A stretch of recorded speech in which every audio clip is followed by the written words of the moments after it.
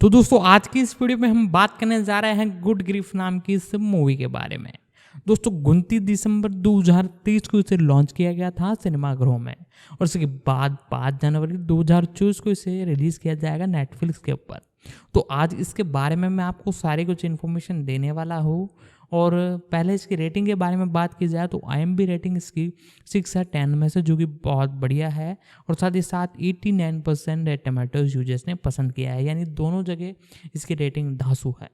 तो इसके बारे में सारी कुछ जानकारी कवर करेंगे। Pre production, releasing, casting, story क्या हमें देखने को मिली और क्या एक जैसे लेंथ है और OTT राइट, सारे कुछ इन्फॉर्मेशन मैं आपको दूंगा। तो वीडियो को लाइक कर दीजिएगा, चैनल पर नए हो तो चैनल को सब्सक्राइब कर दीजिएगा। दोस्तों इसके बारे में अब जानना चालू करते हैं। गुड ग्रिफ एक 2023 अमेरिकी कॉमेडी ड्रामा फिल्म है जिसे डैन लेवी ने अपने निर्देशन में पहली बार लिखा और निर्देशित किया है और इसमें लेवी, रूथ नेग्गा और हिमेश पटेल हैं।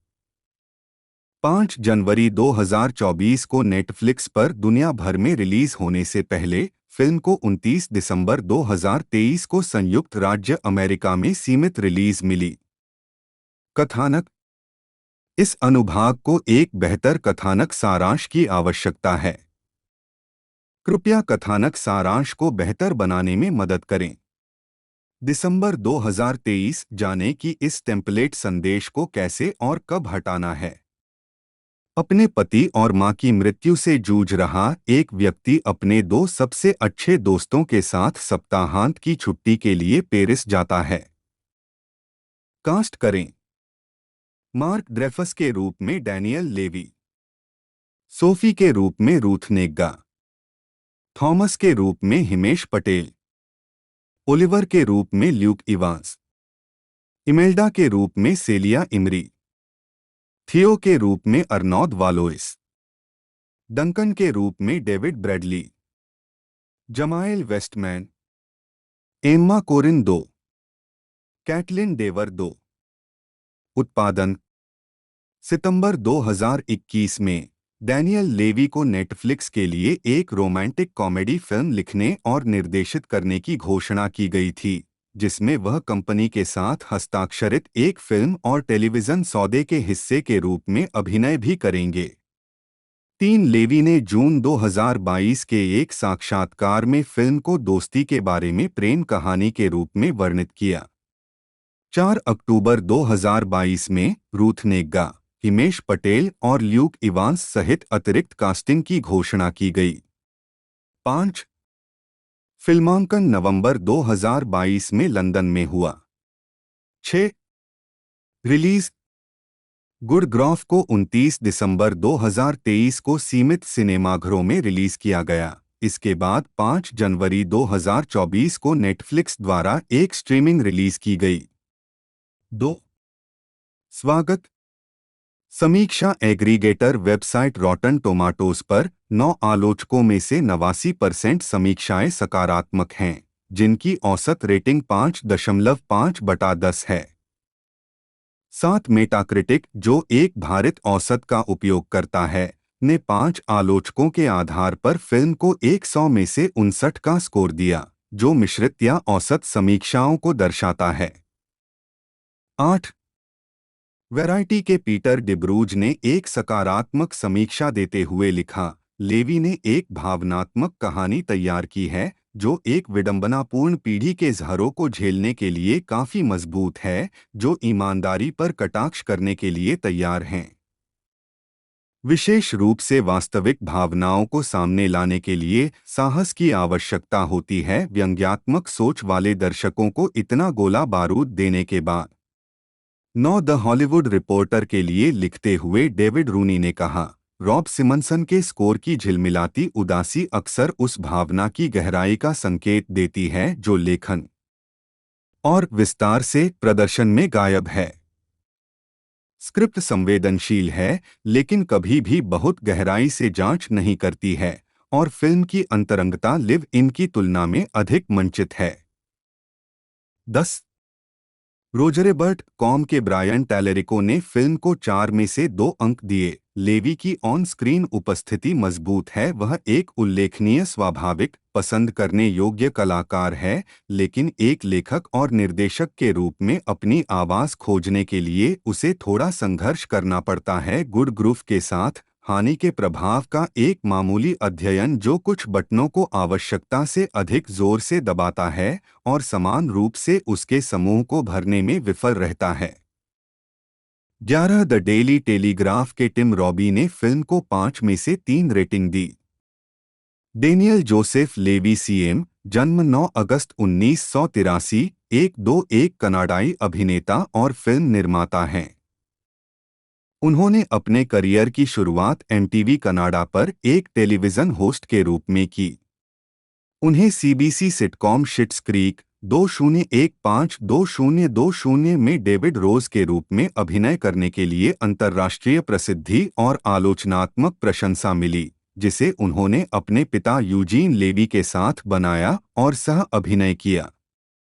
लेवी ने शिट्स क्रीक के अंतिम सीजन में निर्माण, लेखन, निर्देशन और अभिनय के लिए प्राइमटाइम एमी पुरस्कार जीते और श्रृंखला एक ही वर्ष में सभी 4 प्रमुख कॉमेडी अभिनय श्रेणियों में प्राइमटाइम एमी पुरस्कार जीतने वाली पहली श्रृंखला बन गई। 3 शो में उनके काम ने उन्हें अन्य प्रशंसाओं के अलावा 4 कनाडाई स्क्रीन पुरस्कार और 18 नामांकन भी दिलाए। 4 प्रारंभिक जीवन। लेवी का जन्म टोरंटो, ओंटारियो में यूजीन लेवी और डेबोरा डिवाइन के घर हुआ था। 5-6 उनके पिता यहूदी हैं और उनकी मां प्रोटेस्टेंट हैं। 7 लेवी के पास एक बार मिट्जवा था और उसका परिवार क्रिसमस और हनुक्का दोनों मनाता है। 8-9 उन्होंने नॉर्थ टोरंटो कॉलेजिएट इंस्टीट्यूट में हाई स्कूल में पढ़ाई की और बाद में यॉर्क यूनिवर्सिटी और रायरसन यूनिवर्सिटी में फिल्म निर्माण किया। 6-10 कैरियर। 2006-2012 प्रारंभिक कार्य। 2012 में लेवी ने अपने करियर की शुरुआत अब बंद हो चुकी एमटीवी कनाडा की प्रमुख श्रृंखला एमटीवी लाइव के साथ सह मेजबानों में से एक के रूप में की थी। उन्हें एमटीवी कनाडा के दी आफ्टर शो और इसके विभिन्न अवतारों जैसे the hills, the after show और the city live after show के सह मेजबान जेसी क्रुइक्शैंक के साथ के रूप में प्रसिद्धि मिली। 11 शो कभी कभी संयुक्त राज्य अमेरिका में भी प्रसारित किए जाते थे। दी आफ्टर शो के रद्द होने और क्रुइक्शैंक के जाने के बाद लेवी ने एमटीवी के लिए अपने स्वयं के क्रिसमस विशेष डैनियल लेवी के होली डूज एंड डोनट्स को लिखा, निर्मित किया और इसमें अभिनय किया। उन्होंने MTV movie awards, red carpet, x factor pre show और सीटीवी के लिए वैंकूवर 2010 शीतकालीन ओलंपिक के राष्ट्रीय कवरेज की सह मेजबानी भी की। 12 उन्होंने ओलंपिक मशाल रिले का एक चरण भी चलाया। 13 उन्होंने नेटवर्क के साथ 5 साल बिताने के बाद 2011 में एमटीवी कनाडा छोड़ दिया। 14 एक अभिनेता के रूप में वह कनाडाई टीवी श्रृंखला डेग्रासी द नेक्स्ट जेनरेशन की 4 एपिसोड की कहानी में दिखाई दिए हैं, जिसका प्रीमियर डेग्रासी गोज हॉलीवुड नामक टीवी फिल्म के रूप में हुआ था। अपने डेग्रासी आर्क में उन्होंने एक फिल्म निर्माता की भूमिका निभाई जो अभिनेता जेसन मेविस द्वारा निर्देशित एक नई फिल्म में पेगे माइकलचुक को मुख्य भूमिका में रखता है। वह 2012 की थ्रिलर साइबर स्टॉकर और 2013 की कॉमेडी ड्रामा फिल्म एडमिशन में टीना फे और पॉल रुड अभिनीत भी दिखाई दिए। 15-16 2015-2020 शिट्स क्रीक। 2015 में लेवी ने not a Real Company productions अपने पिता यूजीन लेवी और प्रिंसिपल एंड्रयू बांसले और फ्रेड लेवी के साथ का गठन किया। 16 उनका पहला प्रोजेक्ट सीबीसी के साथ एक टेलीविजन पायलट था जिसका परिणाम शिट्स क्रीक था। 17 लेवी ने श्रृंखला में अपने पिता, बहन Sarah Levy, Catherine O'Hara, Annie Murphy और क्रिस इलियट के साथ अभिनय किया। 18-19 Schitt's Creek Not a Real Company Productions की पहली टेलीविजन श्रृंखला है। 20 लेवी ने सार्वजनिक रूप से अपने किरदार में पैनसेक्सुअलिटी के चित्रण के बारे में बात करते हुए कहा, मुझे लगता है कि अमेरिका के कुछ हिस्सों में डेविड की यौन अस्पष्टता एक बड़ा सवालिया निशान थी। लेकिन ये ऐसे मुद्दे थे जो मुझे काफी रोमांचक लगते हैं।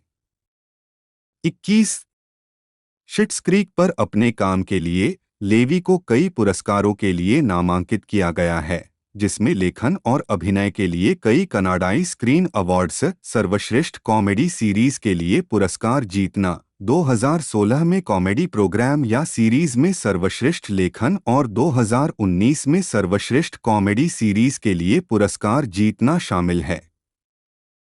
2223-2019 में श्रृंखला को उत्कृष्ट हास्य श्रृंखला के लिए प्राइम टाइम एमी पुरस्कार के लिए नामांकित किया गया था। 24 मार्च 2019 में लेवी ने घोषणा की कि श्रृंखला को छठे और अंतिम सीजन के लिए नवीनीकृत किया गया था और कहा कि सीजन 6 के बाद अपनी रचनात्मक शर्तों पर श्रृंखला को समाप्त करने का निर्णय एक दुर्लभ विशेषाधिकार था। 25 जुलाई 2017 में यह घोषणा की गई थी कि लेवी जूलिया चैन के साथ the great Canadian baking show की मेजबानी करेगी, जिसका प्रीमियर 1 नवंबर को सीबीसी पर हुआ था।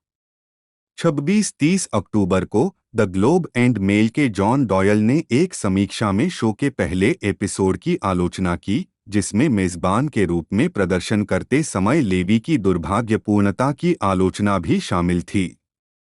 27 मीडिया में आलोचना के महत्व को स्वीकार करते हुए लेवी ने फेनेस शब्द के इस्तेमाल को अपमानजनक, गैर जिम्मेदाराना और होमोफोबिक कहा।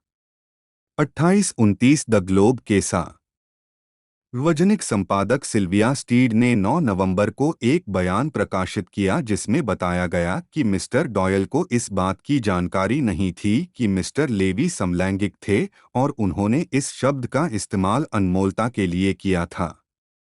उन्होंने यह भी स्वीकार किया कि शब्दकोश में फे को एक गाली के रूप में परिभाषित नहीं करने के बावजूद हमें न केवल शब्दों के संदर्भ को समझने की जरूरत है, बल्कि वे कैसे विकसित होते हैं और उन समुदायों द्वारा कैसे देखे जाते हैं जो विभिन्न अर्थों के प्रति उचित रूप से संवेदनशील हो सकते हैं।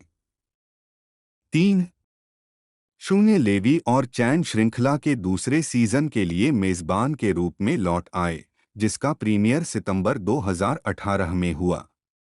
31 मार्च 2019 में लेवी ने ट्विटर के माध्यम से घोषणा की कि वह और चैन श्रृंखला के तीसरे सीजन के लिए मेजबान के रूप में वापस नहीं आएंगे। शेड्यूलिंग संघर्षों का हवाला देते हुए 32 मई 2019 में वह द इन्फैचुएशन के वार्षिक फूड फेस्टिवल ईट्सकॉन में मुख्य वक्ता थे। 33 जून 2019 में आधुनिक एलजीबीटीक्यू अधिकार आंदोलन की शुरुआत करने वाले स्टोनवेल दंगों की 50वीं वर्षगांठ को चिह्नित करने के लिए क्वेटी ने उन्हें प्राइड 50 अग्रणी व्यक्तियों में से एक नामित किया, जो सक्रिय रूप से सुनिश्चित करते हैं कि समाज सभी समलैंगिक लोगों के लिए समानता, स्वीकृति और सम्मान की ओर बढ़ रहा है। 34-35 जनवरी 2020 में वह और उनके पिता Eugene Levy the Ellen DeGeneres show के अतिथि मेजबान थे। जब उन्होंने एक दिन की छुट्टी ली थी, तब उन्होंने डीजेनेरेस की जगह ली थी। उन्होंने साथी शिट्स क्रीक कलाकारों कैथरीन ओहारा और एनी मर्फी का साक्षात्कार सहित कई सामान्य मेजबान गतिविधियां कीं। 36-37 जुलाई 2020 में शिट्स क्रीक को अपने अंतिम सीजन के लिए 15 प्राइम टाइम एमी अवार्ड्स के लिए नामांकित किया गया था, जिसमें लेवी ने उत्कृष्ट कॉमेडी सीरीज में उत्कृष्ट सहायक अभिनेता, कॉमेडी सीरीज के लिए उत्कृष्ट लेखन और कॉमेडी सीरीज के लिए उत्कृष्ट निर्देशन का पुरस्कार जीता था। 38 यह एक ही वर्ष में 4 मुख्य अभिनय श्रेणियों में जीत हासिल करने वाली पहली कॉमेडी सीरीज बन गई, एक ही वर्ष में सभी 7 प्रमुख पुरस्कार जीतने वाली पहली कॉमेडी या ड्रामा सीरीज और एक ही वर्ष में सबसे अधिक पुरस्कार पाने वाली कॉमेडी सीरीज बन गई। अद्भुत श्रीमती मैसेल का रिकॉर्ड। लेवी एक ही वर्ष में सभी 4 प्रमुख विषयों में पुरस्कार जीतने वाले पहले व्यक्ति भी बने। 39-40-41 2020 वर्तमान पोस्ट शिट्स क्रीक। अगस्त 2020 में लेवी ने दाखिला लिया और doctor Tracy Bear Montreal Lake First Nation और डॉ पॉल गारेउ मेटिस द्वारा आयोजित 12 सप्ताह के स्वगति वाले massive open online course MOC indigenous Canada को बढ़ावा देना शुरू किया और अल्बर्टा विश्वविद्यालय के फ्रेंच कनाडाई लेवी ने 12 पाठ्यक्रम मॉड्यूल में से प्रत्येक से संबंधित विषयों पर चर्चा करने के लिए पाठ्यक्रम प्रशिक्षकों और साप्ताहिक अतिथि वक्ताओं के साथ 12 लाइव स्ट्रीम साक्षात्कार भी आयोजित किए। 42-43 लेवी ने 15 नवंबर 2020 को एक ट्वीट में कहा कि साप्ताहिक चर्चाएं परिवर्तनकारी से कम नहीं थीं। 44 लेवी ने पाठ्यक्रम के अनुयायियों और प्रतिभागियों को अल्बर्टा विश्वविद्यालय के फैकल्टी ऑफ नेटिव स्टडीज को दान देने के लिए भी प्रोत्साहित किया, जो उत्तरी अमेरिका में अपनी तरह का एकमात्र संकाय है, और $25,000 तक दान देने का वादा किया। 45 सितंबर 2020 में लेवी ने HBO television film coastal elites में बेट्टे मिडलर, कैटलिन डेवर, सारा पॉल्सन और इस्सा राय के साथ अभिनय किया। 46 इस प्रोजेक्ट को दूर से शूट किया गया था और यह कोविड-19 महामारी से जूझ रहे 5 व्यक्तियों के जीवन पर केंद्रित था। 47 6 फरवरी 2021 को लेवी ने संगीत अतिथि के रूप में ग्रैमी नामांकित संगीतकार फोबे ब्रिजर्स के साथ सैटरडे नाइट लाइव की मेजबानी की। 48 सितंबर 2019 में लेवी ने ABC सिग्नेचर के साथ 3 साल का करार किया। 1950 सितंबर 2021 में यह घोषणा की गई थी कि लेवी ने फिल्म और टीवी पर स्क्रिप्टेड सामग्री लिखने और निर्माण करने के लिए नेटफ्लिक्स के साथ एक समग्र समझौते पर हस्ताक्षर किए हैं। 50 व्यक्तिगत जीवन। लेवी अपना समय टोरंटो और लॉस एंजल्स के बीच बांटते हैं, जबकि 2005 में वहां रहने के बाद उन्होंने कहा है कि लंदन उनका पसंदीदा शहर है। 51 शुरुआत में उन्होंने अपने यौन रुझान को सार्वजनिक रूप से लेबल करने से परहेज किया। 19 हालांकि फ्लेयर के साथ 2015 के एक साक्षात्कार में उन्हें LGBT समुदाय का सदस्य कहा गया था। 52 एंडी कोहेन के साथ 2020 के एक साक्षात्कार में लेवी ने कहा कि वह स्पष्ट रूप से समलैंगिक हैं और 18 साल की उम्र से ही समलैंगिक हैं। 53 फिल्मोग्राफी। फिल्म वर्ष शीर्षक भूमिका टिप्पणियां संदर्भ 2012 साइबर स्टॉकर जैक डेटन बटा अज्ञात आदमी डैनियल लेवी के रूप में श्रेय दिया गया। 54 2013 प्रवेश जेम्स डैनियल जोसेफ लेवी के रूप में श्रेय दिया गया। 19 2014 मंच भय मनोरंजन संवाददाता। 55 2017 रोबोट बुलीज रोबोट एक लघु फिल्म। 56 2020 सबसे खुशी का मौसम जॉन। 57 2023 प्रेतवाधित हवेली विक। 2023 सुखद दुख मार्क ड्रेफस निर्देशक, लेखक और निर्माता भी। 58 टेलीविजन वर्ष शीर्षक भूमिका टिप्पणियां संदर्भ 2006-2010 the hills live after show स्वयं बटा मेजबान लेखक और निर्माता भी। 59 2006-2011 MTV लाइव स्वयं बटा मेजबान। 60 2009 डेग्रासी हॉलीवुड चला जाता है रोबी टेलीविजन फिल्म। 61 2010 डेनियल लेवी की होली क्या करें और क्या न करें वह स्वयं टेलीविजन विशेष लेखक और निर्माता भी। 62 2015 कनाडा का सबसे चतुर व्यक्ति स्वयं बटा न्यायाधीश एपिसोड 2.663 2015 से 2020 Schitt's Creek David Rose 80 episode सह निर्माता, लेखक, निर्देशक और निर्माता भी। 64 2017 से 2018 ग्रेट कैनेडियन बेकिंग शो स्वयं बटा मेजबान 16 एपिसोड 65। 2018 आधुनिक परिवार जोनाह प्रकरण एक स्केची क्षेत्र 66। 2019 केसी मसग्रेव्स क्रिसमस शो कथावाचक टेलीविजन फिल्म 67।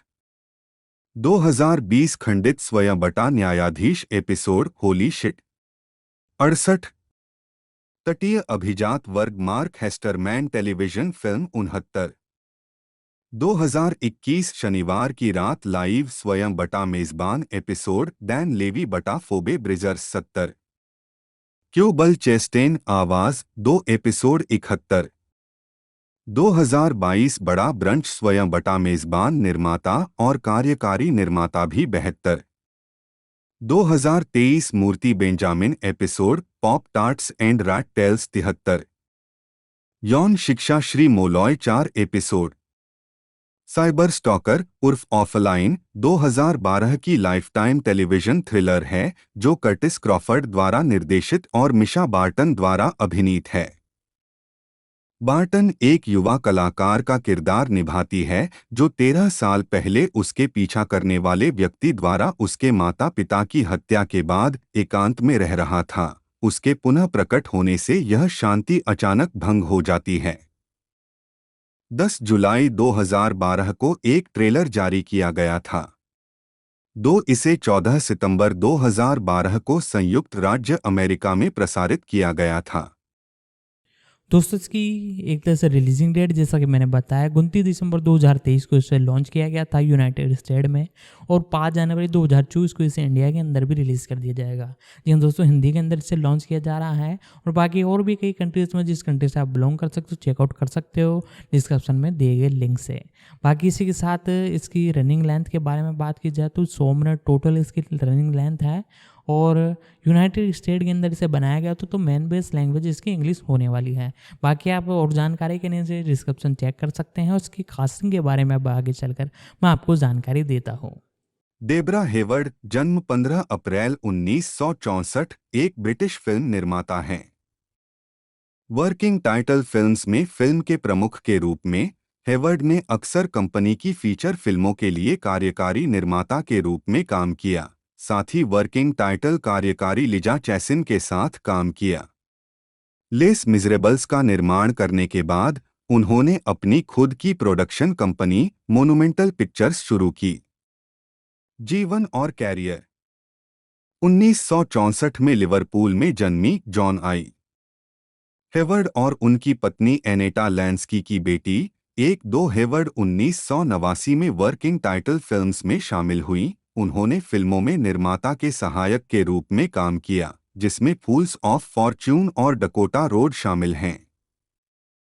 बाद में वह कंपनी के लिए विकास कार्यकारी बन गईं और उन्होंने लंदन किल्स मी और map of the human heart जैसी कई फिल्मों का निर्माण किया। हेवर्ड ने वर्किंग टाइटल के लिए फिल्म के प्रमुख के रूप में कार्य किया और अपने अमेरिकी समकक्ष लिजा चैसिन के साथ मिलकर कंपनी की फीचर फिल्मों की पूरी श्रृंखला के लिए रचनात्मक रूप से जिम्मेदार थे। हेवर्ड और चैसिन दोनों ने ब्रिजेट जोन्स की डायरी, एटोनमेंट और द बोट दैट रॉक्ड जैसी फिल्मों में कार्यकारी निर्माता के रूप में काम किया है। हाल ही में हेवर्ड ने समीक्षकों द्वारा प्रशंसित hit Tinker Tailor Soldier Spy और सेना पर काम किया है। सितंबर 2011 में उनकी नई प्रोडक्शन कंपनी मॉन्यूमेंटल पिक्चर्स की शुरुआत हुई।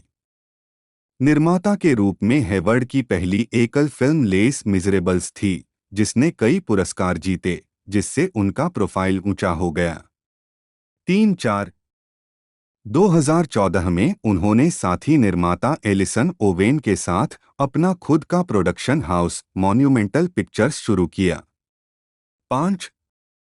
14 अक्टूबर 2018 को यह घोषणा की गई कि दिवंगत गायिका एमी वाइनहाउस के परिवार ने उनके जीवन पर एक बायोपिक बनाने के लिए हेवर्ड की फिल्म कंपनी मोनुमेंटल पिक्चर्स के साथ कई मिलियन पाउंड के समझौते पर हस्ताक्षर किए हैं, जिसका निर्देशन एलिसन ओवेन द्वारा किया जाएगा और निर्माता द्वारा किया जाएगा। हेवर्ड प्रशस्ति पत्र आवश्यक उन्होंने अंग्रेजी पटकथा लेखक विल ओसबोर्न से शादी की है और उनके 4 बच्चे हैं। 3 वह हेवर्ड से शादी करने के लिए कैलिफोर्निया से लौटे और वे लंदन से ग्लैंडफोर्ड, नॉरफॉक चले गए। 6 फिल्मोग्राफी। वर्ष पतली परत भूमिका 1990 भाग्य के मूर्ख सारा रेडक्लिफ की सहायक 1994 4 शादियां और एक अंतिम संस्कार विकास प्रमुख कार्य शीर्षक 1995 फ्रेंच चुंबन 1996 लोच ने सहयोगी निर्माता 1997 दियासलाई बनाने वाला सह निर्माता उधार लेने वाले 1998 चूहे क्या नहीं करेंगे विकास प्रमुख कार्य शीर्षक एलिजाबेथ सह निर्माता 2001 ब्रिजेट जोन्स की डायरी कैप्टन कोरेली का मैंडोलिन 2002 40 दिन और 40 रातें लड़के के बारे में गुरु कार्यकारी निर्माता 2003 नेड केली सह निर्माता जॉनी इंग्लिश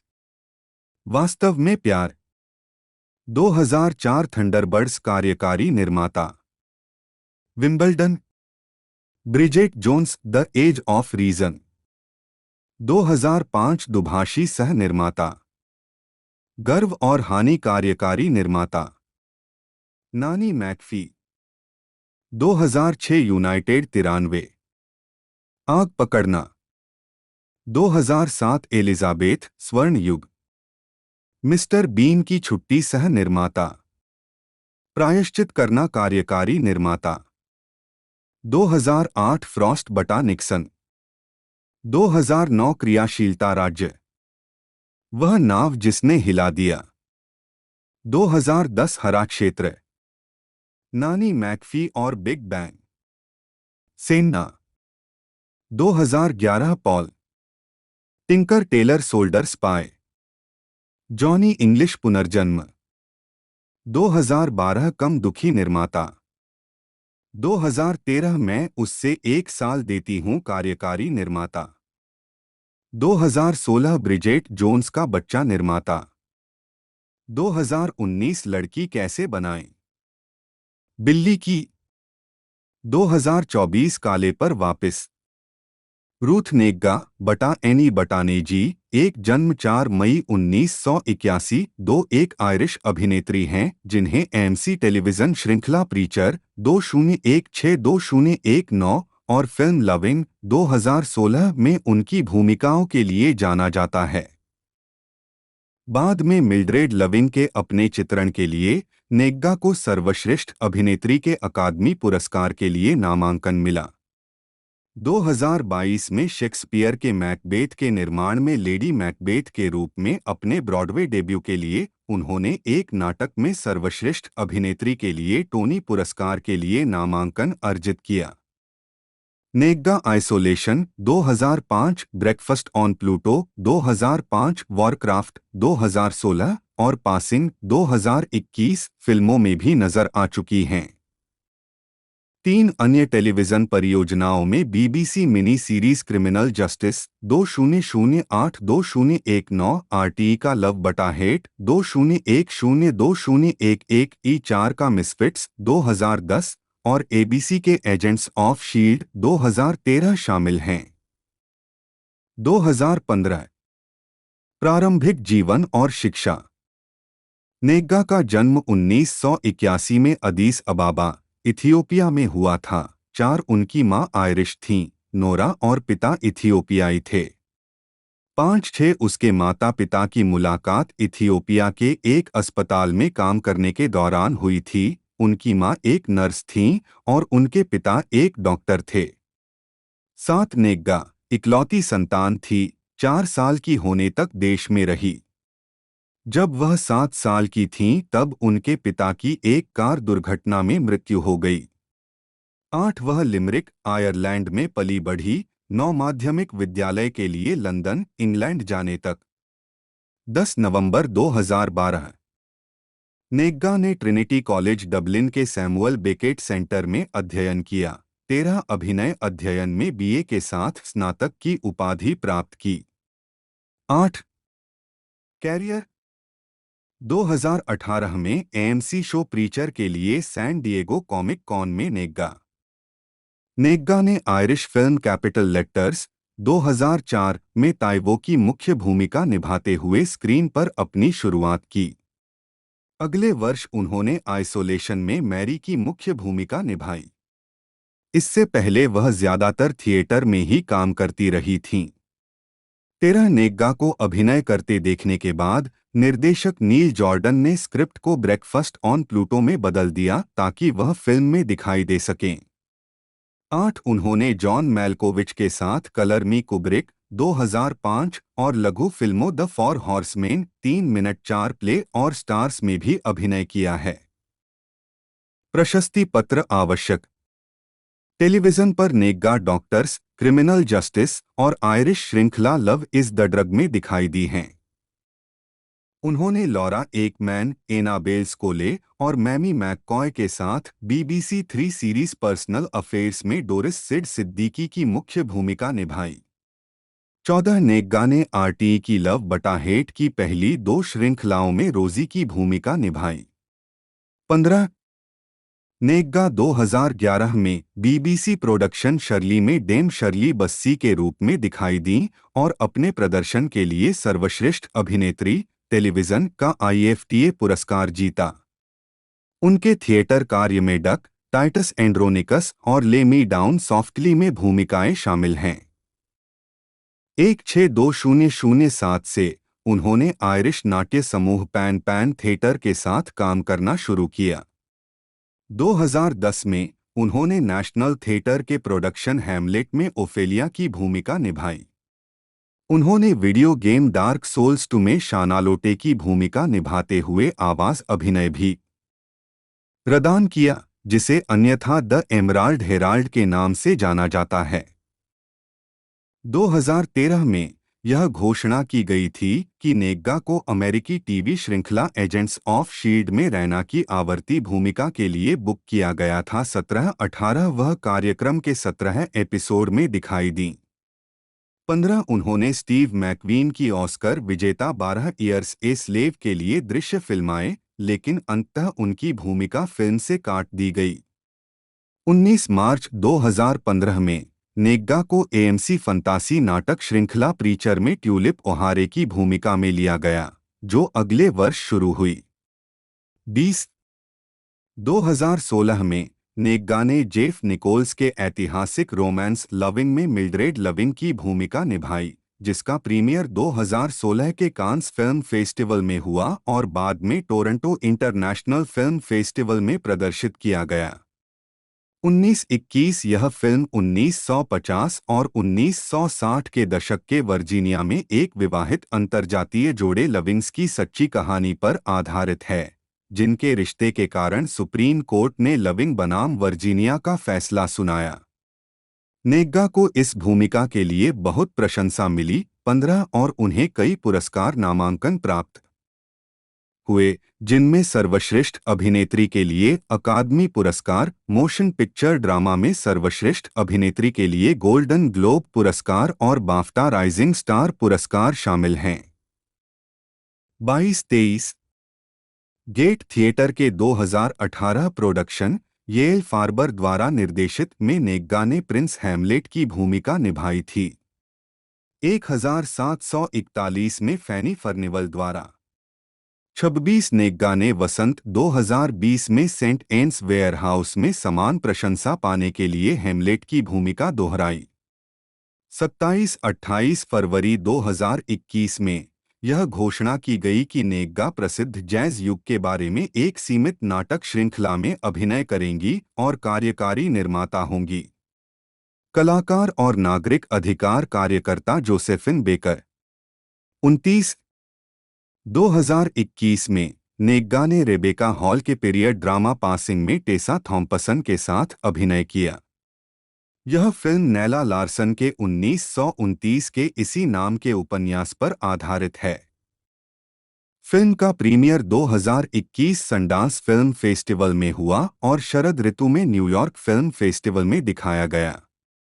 30 नेग्गा ने 1920 के दशक के न्यूयॉर्क में एक गोरी चमड़ी वाली काली महिला क्लेयर का किरदार निभाया है, जो एक सफेद महिला के रूप में रंगरेखा को पार करती है। वैरायटी ने नेग्गा के प्रदर्शन की प्रशंसा करते हुए लिखा, नेग्गा, भंगुर और चका चौंध बिल्कुल उसी तरह ध्यान आकर्षित करती है जिस तरह क्लेयर हर उस कमरे में करती है जहां वह जाती है। 31 अपने प्रदर्शन के लिए नेग्गा को सर्वश्रेष्ठ सहायक अभिनेत्री की श्रेणी में गोल्डन ग्लोब अवार्ड, बाफ्टा और स्क्रीन एक्टर्स गिल्ड अवार्ड के लिए नामांकित किया गया था। सितंबर 2021 में यह घोषणा की गई थी कि नेग्गा शेक्सपियर के मैकबेथ के प्रोडक्शन में लेडी मैकबेथ के रूप में अपना ब्रॉडवे डेब्यू करेंगी, जिसमें डैनियल क्रेग मुख्य किरदार में होंगे। 32 नाटक में उनके प्रदर्शन के लिए उन्हें एक नाटक में एक अग्रणी अभिनेत्री द्वारा सर्वश्रेष्ठ प्रदर्शन के लिए टोनी पुरस्कार के लिए नामांकन मिला। अक्टूबर 2022 में नेग्गा को डैन लेवी के निर्देशन में बनी पहली फिल्म गुड ग्रिफ में अभिनय करने के लिए चुना गया था। 33 मीडिया में 2020 में नेग्गा को आयरलैंड के महानतम फिल्म अभिनेताओं की आयरिश टाइम्स सूची में 10वें स्थान पर रखा गया था। 3-4-2006 में उन्हें बर्लिन फिल्म महोत्सव के लिए आयरिश शूटिंग स्टार के रूप में भी चुना गया था। 35 व्यक्तिगत जीवन 2006 में नेग्गा की अभिनेता टैडग मर्फी से सगाई हो गई, जिनके साथ वह विश्वविद्यालय के समय से डेटिंग कर रही थी। 11:36 नेग्गा 2010 में अभिनेता डोमिनिक कूपर के साथ रिश्ते में थीं। उनकी पहली मुलाकात 2009 में हेलेन मिरेन के साथ फेडरे के एक स्टेज रूपांतरण में एक साथ काम करते समय हुई थी। दोनों लंदन के प्राइमरोज हिल में एक साथ रहते थे। 1537 यह जोड़ा 6 साल तक रिश्ते में था। हालांकि नेग्गा ने बताया है कि ब्रेकअप के बारे में जानने में प्रेस को वर्षों लग गए, जो पहली बार अप्रैल 2018 में रिपोर्ट किया गया था। 38-39 नेग्गा एएमसी के प्रीचर में कूपर के साथ दिखाई दी, जिसमें इस जोड़ी ने प्रेमियों को चित्रित किया और ने कहा है कि वे सबसे अच्छे दोस्त हैं। 39 2020 तक नेग्गा लॉस एंजल्स, कैलिफोर्निया में रहती है।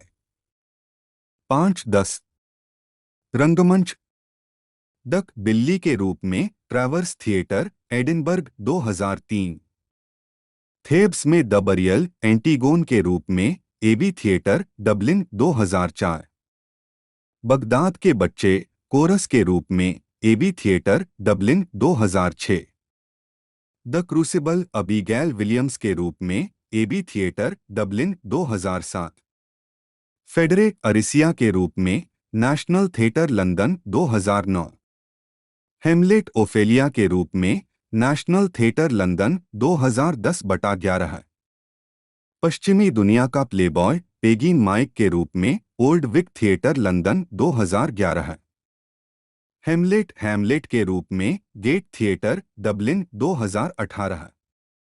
मैकबेथ, लेडी मैकबेथ के रूप में Longacre Theatre, NYC 2022। Filmography film वर्ष शीर्षक भूमिका टिप्पणियां 2004 बड़े अक्षर टैवो 2005 प्लूटो पर नाश्ता चार्ली एकांत मेरी 2006 कलर मी कुब्रिक लोलिता अमान्य 2012 सामरी आंख की पुतली 2013 विश्व युद्ध 10 WHO डॉक्टर 12 साल गुलामी सेलेस्टे हटाए गए दृश्य 19 Jimmy all is by my side IDA 2014 महान जोन मन और संगीत का जेसिका 2015 योना योना 2016 प्यारा मिल्ड्रेड लविंग वॉरक्राफ्ट रानी तारिया 2017 एंजेला का क्रिसमस माँ आवाज 2019 विज्ञापन अस्त्र हेलेन लैंटोस। 2020 एंजेला की क्रिसमस शुभकामनाएं मां आवाज। 2021 पासिंग क्लेयर बेले। 2023 सुखद दुख सोफी। टेलीविजन वर्ष शीर्षक भूमिका टिप्पणियां। 2004 डॉक्टरों Wanda Harrison episode the replacement. प्यार दवा है लिसा शीरीन 4 एपिसोड। 2009 व्यक्तिगत मामला सिड बटा डोरिस सिद्दीकी आवर्ती 5 एपिसोड। 20102011 नफरत प्यार रोजी आवर्ती सीजन 1-2। 2010 मिसफिट्स निकी आवर्ती सीजन 2। द नेटिविटी लिया 4 एपिसोड। 2011 शर्ली शर्ली बस्सी मुख्य।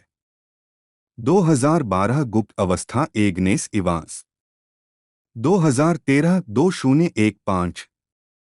2018 ढाल की एजेंट रैना आवर्ती सीजन 1-2। अतिथि सीजन 5 17 एपिसोड। 2016 से 2019 उपदेशक ट्यूलिप ओहेयर मुख्य कार्यकारी निर्माता भी। 2019 लुसी ओहारे कस्टर दुनिया का अंत श्रृंखला समापन। टीबीए निर्दोष मान लिया गया बारबरा साबिच आगामी लघु श्रृंखला 40। वीडियो गेम वर्ष शीर्षक भूमिका। 2011 एल शादाई मेटाट्रॉन का आरोहण इश्तर। 2014 डार्क सोल्स टुशाना लोटे एमराल्ड हेराल्ड। पुरस्कार और नामांकन। नेग्गा को 2003 के ओलिवियर अवार्ड्स में सबसे होनहार नवागंतुक के रूप में नामांकित किया गया था। 2006 के बर्लिन फिल्म महोत्सव के लिए उन्हें आयरलैंड की शूटिंग स्टार के रूप में चुना गया था। 13 उन्हें 2016 की फिल्म लविन में मिल्ड्रेड लविन की भूमिका के लिए कई प्रशंसाएं मिलीं, जिनमें अकादमी पुरस्कार, क्रिटिक्स चॉइस और सर्वश्रेष्ठ अभिनेत्री के लिए गोल्डन ग्लोब पुरस्कार नामांकन शामिल हैं। 2022 में 2021 की फिल्म पासिंग में क्लेयर बेलेव के उनके किरदार ने उन्हें महत्वपूर्ण पहचान दिलाई, जिसमें सर्वश्रेष्ठ सहायक अभिनेत्री के लिए National Society of Film Critics Award 41 और Golden Globes, Screen actors Guild और बाफ्टा से उद्योग नामांकन शामिल हैं। 42 43 44 वर्ष संगठन वर्ग काम परिणाम। 2004 लॉरेंस ओलिवर पुरस्कार किसी नाटक में सर्वश्रेष्ठ नवागंतुक बत्तख मनोनीत। 2005 आयरिश फिल्म और टेलीविजन अकादमी सहायक भूमिका में सर्वश्रेष्ठ अभिनेत्री फिल्म प्लूटो पर नाश्ता मनोनीत। हिमेश जितेंद्र पटेल जन्म 13 अक्टूबर 1990 एक ब्रिटिश अभिनेता हैं। उन्होंने अपने करियर की शुरुआत बीबीसी सोप ओपेरा ईस्टेंडर्स 2007-2016 में तंवर मसूद का किरदार निभाकर की। इसके बाद चैनल 4 सिटकॉम डैंड 2016-2018 और फिल्म टुमारो 2019 और टेनेट 2020 में भूमिकाएं मिलीं। 2021 में पटेल ने HBO मिनिसीरीज स्टेशन 11 में अभिनय किया, एक सीमित श्रृंखला या मूवी में उत्कृष्ट मुख्य अभिनेता के लिए प्राइम टाइम एमी अवार्ड के लिए नामांकन अर्जित किया। उसी वर्ष उन्होंने एडम मैके की Netflix film don't look up में भी अभिनय किया। प्रारंभिक जीवन। पटेल का जन्म 13 अक्टूबर 1990 को सॉटरी, कैम्ब्रिजशायर में हुआ था। उनके माता पिता दोनों भारतीय गुजराती हैं। उनकी मां का जन्म जाम्बिया में और पिता का जन्म केन्या में हुआ था। वह गुजराती बोलते हुए बड़े हुए। 3 पटेल ने नॉर्थहैम्पटनशायर के ओंडल में प्रिंस विलियम स्कूल में पढ़ाई की। 4 एक बच्चे के रूप में उन्होंने टेलीविजन और फिल्म पर अपने पसंदीदा पात्रों का अनुकरण करना शुरू कर दिया। जब वह 11 वर्ष के थे तो उन्हें एक स्कूल नाटक this is your life Santa Claus में माइकल एस्पेल के रूप में चुना गया था। 5 एक शिक्षक के सुझाव पर उनके माता पिता ने उन्हें पीटरबरो में एक स्थानीय थिएटर समूह की यूथ थिएटर के लिए साइन कर लिया। 6 बाद में वह कैम्ब्रिज में द यंग एक्टर्स कंपनी के सदस्य बन गए, जहां उन्होंने फिल्म कक्षाएं भी लीं। 7 उन्होंने पियानो की शिक्षा ली और अपने लिए एक इलेक्ट्रिक गिटार खरीदा और 13 साल की उम्र में खुद को बजाना सिखाया। 3 उनके माता पिता कैम्ब्रिजशायर में एक समाचार एजेंट की दुकान चलाते थे। पटेल ने 21 वर्ष की आयु तक कागजी मार्ग अपनाया। 8 कैरियर ईस्टेंडर्स। जब वह 16 वर्ष के थे तो जीसीएसई के दिन पटेल को एक फोन आया जिसमें कहा गया कि उन्हें द यंग एक्टर्स कंपनी की एक एजेंसी के माध्यम से ब्रिटिश सोप ओपेरा ईस्टेंडर्स के लिए ऑडिशन मिला है। उन्होंने अपनी आखिरी परीक्षा पूरी की और उनके माता पिता उन्हें ऑडिशन के लिए ले गए। उनके पहले ऑडिशन के बाद एक कास्टिंग असिस्टेंट ने उन्हें ऑडिशन रूम के बाहर इंतजार करते देखा और उन्हें कास्टिंग डायरेक्टर के लिए पढ़ने के लिए कहा। पटेल ने तंवर मसूद का हिस्सा जीता और 1 अक्टूबर 2007 को ईस्टेंडर्स पर उनकी पहली उपस्थिति दर्ज हुई। 2011 में पटेल और मेरिल फर्नांडीज ने सर्वश्रेष्ठ शादी के लिए इनसाइड सोप पुरस्कार जीता। पटेल ईस्टेंडर्स E20 में तंवर के रूप में भी दिखाई दिए हैं। 2011 में उन्होंने सह कलाकार चार्ली जी हॉकिंस के साथ श्रृंखला 3 के एक एपिसोड का सहलेखन किया। 2013 में उन्होंने ईस्टेंडर्स का एक internet spin off Tanwar tells the life of an assistant market inspector फिल्माया। 25 जुलाई 2013 से शुरू होकर 4 एपिसोड साप्ताहिक प्रसारित किए गए। 10 सभी 4 एपिसोड और एक पर्दे के पीछे की क्लिप ईस्टेंडर्स की आधिकारिक वेबसाइट पर उपलब्ध है। 11 उन्होंने अन्य अवसरों की तलाश के लिए 2016 में शो छोड़ने तक 9 साल तक तंवर की भूमिका निभाई। उनकी अंतिम उपस्थिति 22 अप्रैल 2016 को थी। 12 2011 में पटेल। लघु फिल्में। वह कई लघु फिल्मों में दिखाई दिए हैं। 2014 में उन्हें लघु फिल्म टू डोसा में पवन के रूप में लिया गया। फिल्म ने कई पुरस्कार जीते, जिनमें लंदन शॉर्ट फिल्म फेस्टिवल में सर्वश्रेष्ठ लघु कॉमेडी और एस्पेन फिल्म फेस्टिवल में सर्वश्रेष्ठ कॉमेडी शामिल हैं। 13-14 शफल उत्सव में इसने तीसरा पुरस्कार जीता, जिसका निर्णायक डैनी बॉयल थे, जिन्होंने बाद में टुमारो 2019 में पटेल का निर्देशन किया। 15-16 पटेल ने द फॉक्स 2017 में द सूट का किरदार निभाया, जो हेनरी स्क्रिवेन की एक और लघु कॉमेडी है।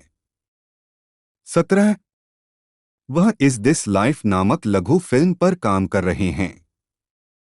2019 18 2021 में उन्होंने लघु फिल्म एंजॉय में अभिनय किया। 19 ईस्टेंडर्स के बाद 27 सितंबर 2016 को चैनल 4 सिटकॉम डैंड के पहले एपिसोड में ईस्टेंडर्स छोड़ने के बाद उन्होंने टीवी पर अपनी पहली उपस्थिति दर्ज की। उन्होंने 6 एपिसोड की 2 श्रृंखलाओं में 12 एपिसोड के लिए पूर्व कांस्टेबल और सामाजिक कार्यकर्ता नितिन की भूमिका निभाई। 20 वह हेनरी स्क्रिप्वेन की एक लघु फिल्म रैप्सकैलियंस 2016 में दिखाई दिए। 21 2017 में उन्हें सोहो में डॉन जुआन में वागाबोंड के रूप में कास्ट किया गया था, जिसमें डेविड टेनेंट ने मुख्य किरदार निभाया था। 22 पटेल ने उसी वर्ष बीबीसी कॉमेडी क्लाइमेक्स्ड के एक एपिसोड में अमित की भूमिका निभाई। 23 उन्होंने कॉमेडी मदरलैंड के दूसरे एपिसोड में मिस्टर ग्लेनकुडी के रूप में एक छोटी भूमिका निभाई। पटेल को 2 डॉक्टर हू ऑडियो कहानियों में एक आवाज अभिनेता के रूप में श्रेय दिया गया है। उन्होंने डे ऑफ द वश्ता नेराडा में बायोटेक डेंड्री के साथ साथ the life boat and the death boat में इंजीनियर और एयरटन वालेंसिया को आवाज दी। 24-25 उन्हें 2017 की फीचर फिल्म माई प्योर लैंड के निर्माता के रूप में श्रेय दिया जाता है। 262019 में उन्होंने टुमारो 2019 में जैक मलिक के रूप में अपनी सफल भूमिका के साथ अपनी फिल्म की शुरुआत की। वह पूरी फिल्म में लाइव गाते हैं, जिसमें द बीटल्स के विभिन्न गाने शामिल हैं। 27 वह फेलिसिटी जोन्स और एडी रेडमाइने के साथ द एरोनॉट्स 2019 में दिखाई दिए।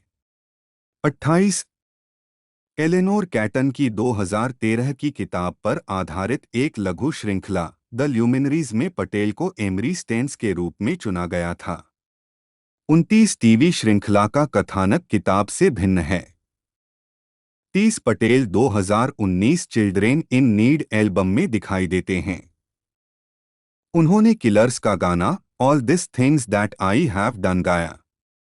एक साक्षात्कार के अनुसार पटेल वाट लार्क्स प्रोडक्शंस के साथ अपनी पहली मूल टीवी स्क्रिप्ट पर काम कर रहे हैं। 20 2019 में पटेल HBO मैक्स सीमित श्रृंखला स्टेशन 11 के कलाकारों में शामिल हुए। 3-1-2020 में पटेल ह्यूग लॉरी अभिनीत कॉमेडी श्रृंखला एवेन्यू 5 में जॉर्डन हटवाल के रूप में दिखाई दिए। 2020 में पटेल फिल्म टेनेट में माहिर के रूप में दिखाई दिए, जो एक फिक्सर है जो शुरू में ओस्लो हवाई अड्डे से पेंटिंग चुराने की साजिश में नील और नायक की मदद करता है। 32 Patel 2021 Netflix film don't look up में दिखाई देते हैं, जिसमें फिलिप काज नामक बेईमान पत्रकार की भूमिका निभाई है, जो खगोलशास्त्री जेनिफर लॉरेंस की केट डिबियास्की के साथ डेटिंग कर रहा है, जो फिल्म के धूमकेतु का पता लगाने के लिए जिम्मेदार है। 33 उनके प्रदर्शन और कलाकारों की टुकड़ी के लिए उन्हें मोशन पिक्चर नामांकन में कलाकारों द्वारा उत्कृष्ट प्रदर्शन के लिए स्क्रीन एक्टर्स गिल्ड अवार्ड मिला। 34 2022 में पटेल ने एनोला होम्स 2 में डॉक्टर जॉन वॉटसन के रूप में अंतिम क्रेडिट कैमियो किया। व्यक्तिगत जीवन पटेल टोटेनहम हॉटस्पर FC के समर्थक हैं। 35 वह दिसंबर 2020 में एक बेटी के पिता बने। 36 फिल्मोग्राफी चाबी उन फिल्मों को दर्शाता है जो अभी तक रिलीज नहीं हुई हैं। फिल्म वर्ष शीर्षक भूमिका टिप्पणियां 2019 कल जैक मलिक वैमानिक जॉन प्रू 2020 सिद्धांत माहिर 2021 ऊपर मत देखो Philip Kaj 2022 Enola Holmes 2 doctor John Watson अद्भुत मॉरिस कीथ आवाज 2023 सुखद दुख थॉमस TBA लालची लोग TBA डाक उत्पादन टेलीविजन वर्ष शीर्षक भूमिका टिप्पणियां 2007-2016 ईस्टेंडर स्तंवर मसूद मुख्य भूमिका 566 एपिसोड 2013 जरूरत में बच्चे जैज डांसर 1 एपिसोड 2016 से 2018 शापित नितिन मुख्य भूमिका 12 एपिसोड 2017 मातृभूमि Shri Glencuddy 1 episode 2020 the luminaries Emery Staines लघु श्रृंखला 6 एपिसोड एवेन्यू 5 जॉर्डन हटवाल आवर्ती भूमिका 5 एपिसोड 2021 से 2022 स्टेशन 11 जीवन चौधरी लघु श्रृंखला 10 एपिसोड 2022 10% वह स्वयं 1 एपिसोड 2023 काला दर्पण स्वयं कृष के रूप में प्रकरण जोआन भयानक है। TBA मताधिकार डैनियल मुख्य भूमिका आगामी श्रृंखला स्टेज वर्ष शीर्षक भूमिका कार्यक्रम का स्थान टिप्पणियां 2016 ले बोसु एडिनबर्ग महोत्सव और विल्टन का संगीत हॉल 2017 सोहो में डॉन जुआन आवारा विंधम का रंगमंच पुरस्कार और नामांकन वर्ष पुरस्कार वर्ग काम परिणाम टिप्पणियां संदर्भ 2011 इनसाइड सोप अवार्ड सर्वोत्तम विवाह ईस्टेंडर्स जीत गया मेरिल फर्नांडीज के साथ साझा किया गया।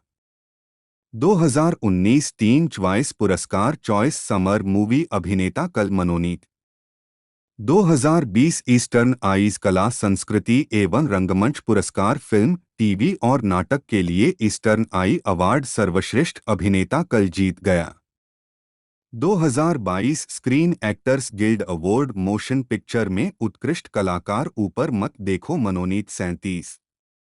2022 प्राइटाइम एमी अवार्ड्स किसी लिमिटेड या एंथोलॉजी सीरीज या मूवी में उत्कृष्ट मुख्य अभिनेता स्टेशन 11 मनोनीत 38। Discography. Sound track album. Rob Simonsen जन्म 11 मार्च 1978 लॉस एंजल्स में स्थित एक अमेरिकी संगीतकार हैं। प्रारंभिक जीवन। सिमोसेन ने कम उम्र में ही कान से पियानो बजाना शुरू कर दिया था। उनकी दादी एक आवाज शिक्षिका थीं और उनके पारिवारिक घर में संगीत उनके आसपास था। बाद में उन्होंने दक्षिणी ओरेगन विश्वविद्यालय और पोर्टलैंड स्टेट यूनिवर्सिटी में संगीत का अध्ययन किया। एक कैरियर। फिल्म रचना में रॉब को पहला मौका 2003 में स्वतंत्र फीचर वेस्टेंडर से मिला। 2004 में उन्होंने संगीतकार माइकल डन्ना के साथ मिलकर सर्फ अप, फ्रैक्चर, मनीबॉल और ऑस्कर विजेता लाइफ ऑफ पाई पर अतिरिक्त संगीत और व्यवस्थाएं प्रदान की। सिमोसेन और डन्ना ने 500 डेज ऑफ समर और जॉस वेडन की टेलीविजन श्रृंखला डॉलहाउस का सह-लेखन किया। सिमोसेन के काम में सनडांस फिल्म फेस्टिवल की विशेषताएं द वे बैक और द स्पेक्टेकुलर नाउ शामिल हैं। 2 Lionsgate feature film the as of Adaline और हाल ही में लव, साइमन, द वेबर एक और स्टार गर्ल। 2009 में उन्होंने अपना खुद का स्टूडियो खोला और हॉलीवुड रिपोर्टर ने उन्हें इस सूची में अपना स्थान लेने के लिए तैयार 15 संगीतकारों में से एक का नाम दिया। 3 सिमोनसेन का संगीत लगभग सभी आईफोन 5 विज्ञापनों में सुना जा सकता है और वह उनमें कंडक्टर के रूप में दिखाई देता है। उद्धरण वांछित आईफोन 5 के लिए उनके ट्रैक में से एक रेड को व्यापक पहचान मिली है। उनका संगीत कोका कोला के 2018 Super Bowl TV spot The Wonder of Us में दिखाया गया था। 6 सितंबर 2019 को सिमोसेन ने सोनी मास्टरवर्क्स पर अपना पहला एकल एल्बम रेवेरीज जारी किया। 5-6 पुरस्कार। वर्ल्ड साउंड ट्रैक अवार्ड नामांकन the spectacular now the way back 2013 के लिए डिस्कवरी ऑफ द ईयर 7। अंतर्राष्ट्रीय फिल्म संगीत समीक्षक पुरस्कार नामांकन नर्व 2016 के लिए एक्शन बटा एडवेंचर बटा थ्रिलर फिल्म के लिए सर्वश्रेष्ठ मूल score 8।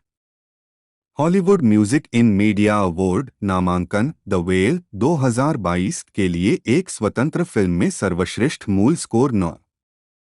Indiana Film Journalist Award नामांकन द वेल के लिए सर्वश्रेष्ठ संगीत स्कोर 2022 10। फिल्मोग्राफी। फिल्में। Westender 2003, Two Fisted 2004, Eve and the Fire Horse 2005, Lonely Hearts 2006 अतिरिक्त संगीत, सर्फ अप 2007 अतिरिक्त संगीत, स्टोन ऑफ डेस्टिनी 2008 अतिरिक्त संगीत, मैनेजमेंट 2008 माइकल डन्ना के साथ सह संगीतबद्ध है। The Imaginarium of Doctor Parnassus 2009 अतिरिक्त संगीत, 500 Days of Summer 2009 Michael Danna के साथ सह संगीतबद्ध। All Good Things 2010, The Brooklyn Brothers Beat the Best 2011, Moneyball 2011 अतिरिक्त संगीत, द इंग्लिश टीचर 2012, एलओएल 2012, अंतिम सदस्य 2012 वृत्तचित्र, दुनिया के अंत के लिए एक मित्र की तलाश 2012 जोनाथन सैडॉफ के साथ रचित, सबसे अधिक संभावना वाली लड़की 2012, लाइफ ऑफ पाई 2012 अतिरिक्त संगीत, अब शानदार 2013, द वे बैक 2013, काश मैं यहाँ होता 2014, चू और ब्लॉसम 2014, फॉक्सकैचर 2014, माइकल डन्ना और वेस्ट डायलन थॉर्डसन द्वारा अतिरिक्त संगीत। The age of एडलीन 2015, Duncan Blickenstaff द्वारा अतिरिक्त संगीत। जला हुआ 2015, स्टोनवॉल 2015, तंत्रिका 2016, वायरल 2016, मिस स्टीवंस 2016, डिमेंट आउट प्रारंभ 2016, going in style 2017, gifted 2017, Duncan Blickenstaff द्वारा अतिरिक्त संगीत। कल का घर 2017, न्यूयॉर्क में एकमात्र जीवित लड़का 2017, डंकन ब्लिकेनस्टाफ द्वारा अतिरिक्त संगीत। उल्टा 2017, father figures 2017, Tuli 2018, love Simon 2018, the front runner 2018, बंदी राज्य 2019, फास्ट कलर 2019, हमारा मित्र 2019, वापसी का रास्ता 2020, Stargirl 2020, Ghostbusters afterlife 2021, Adam project 2022, Hollywood Stargirl 2022, Duncan Blickenstaff के साथ रचित। व्हेल 2022, अच्छा दुहक 2023, डेडपूल 3 2024, टेलीविजन गुड़ियाघर श्रृंखला 2009-2010, बैटल ग्राउंड श्रृंखला 2012, ब्लू ब्लड्स श्रृंखला 2010-2013, टुकड़ों में जीवन श्रृंखला 2015-2017, स्ट्रेंजर थिंग्स श्रृंखला 2022, discography studio album reveries 2019। Aiden Ashley का जीवन 13 साल पहले टूट गया जब एक ऑनलाइन स्टॉकर उसके घर का पता लगाता है और उसके माता पिता की हत्या कर देता है। पीछा करने वाला एडेन को अपना चेहरा बताए बिना अपराध स्थल से भाग गया। परिणामस्वरूप उसने अगले 13 वर्षों के लिए इंटरनेट बंद कर दिया, चिकित्सा सत्रों में भाग लिया और एकांत में रहने लगी। वह इस जीवन की स्थिति से तब उबरती है जब उसके दोस्त और कला विक्रेता विंटन कॉर्नेलिस उसे अपने काम का प्रदर्शन करने के लिए एक सार्वजनिक कला समारोह आयोजित करने के लिए मना लेते हैं। यह घटना उसके जीवन में एक महत्वपूर्ण मोड़ लाती है जब वह एक अतिथि पॉल रोजर्स के साथ रोमांटिक रूप से शामिल हो जाती है। इस बीच जासूस जेम्स पेज ने एडेन के माता पिता की हत्या और हाल ही में साइबर स्टॉकिंग के मामले की जांच जारी रखी है। पेज ने एडेन के जीवन पर शोध करने के लिए साइबर सुरक्षा विशेषज्ञ जैक डेटन को काम पर रखा है। डेटन को पता चला कि उसका पीछा करने वाला अभी भी फरार है, उसका पीछा नहीं किया जा रहा है और उसके घर में छिपे हुए कैमरे लगा रहा है। उसके बैंक खातों से वित्तीय लेनदेन की खोज के बाद संदेह एडेन के कला डीलर पर जाता है। एडेन की प्रेमिका पॉल के परेशान अतीत का भी खुलासा हुआ है। जासूस पेज की स्वयं की भागीदारी दिलचस्प लगती है क्योंकि वह 13 वर्षों के बाद एक ठंडे मामले का सावधानीपूर्वक अनुसरण करने वाला एकमात्र व्यक्ति है। जैसे जैसे चीजें आगे बढ़ती हैं, एडेन का पीछा करने वाला उसके जीवन का हिस्सा बनने के लिए और अधिक बेताब हो जाता है, जबकि वह दृढ़ संकल्पित है कि वह उसे फिर से अपने जीवन को बर्बाद नहीं करने देगी।